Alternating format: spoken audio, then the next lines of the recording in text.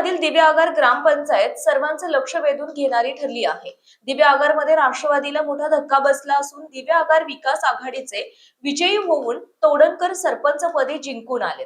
श्रीवर्धन हा मंत्री आदिती तटकरे, खासदार सुनील तटकरे यांचा बालेकिल्ला समजला जातो। त्यामुळे दिव्याआगार विकास आघाडीच्या विजयानंतर सर्वत्र जल्लोष होतोय।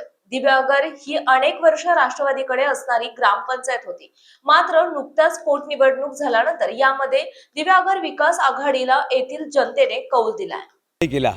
माझ्या सगळ्या कार्यकर्त्यांनी केला आणि हा करिश्मा लगेचच नाही झाला। ह्या करिश्म्यासाठी संघर्ष करावा लागला। गेली 10-12 वर्ष माझे कार्यकर्ते ह्याच्यामध्ये संघर्ष करत होते आणि सर्वात महत्त्वाचं म्हणजे दिव्याआगारमधील सर्व समाजाने मला एकमुखाने पाठिंबा दर्शवला होता, माझ्यावर विश्वास टाकला होता की दिव्याआगारमध्ये जे काही चाललेलं आहे, अनधिकृत बांधकाम असतील, स्थानिक रोजगारावर जी कुऱ्हाड पडते आहे, या बाबतीमध्ये जे काही असंतोष जो निर्माण झालेला होता, तो असंतोष फक्त एक आणि एक विजय तोडणकरच दूर करू शकतो। यामुळे कुठल्याही नागरिकांनी, कुठल्याही समाजातल्या बांधवांनी किंवा कुठल्याही विरोधी पक्षातल्याही लोकांनी राजकारण किंवा पक्ष न बघता विजय तोडणकर या व्यक्तीवर आणि त्यांनी केलेल्या संघर्षावर आणि त्याच्याबरोबर कार्यकर्त्यांचं असलेलं संघर्षाचं बळ ह्याच्यावर विश्वास टाकून मला निवडून दिलेला हा विजय एकटा माझा नाही आहे, माझ्या कार्यकर्त्यांचं आहे। माझ्या पाठीशी उभे राहिलेले सर्व जे असतील किंवा जे कार्यकर्ते आज माझ्याबरोबर हयात नसतील, जे मोठे वयस्कर जे होते की त्यांची कित्येक वर्षापासूनची इच्छा होती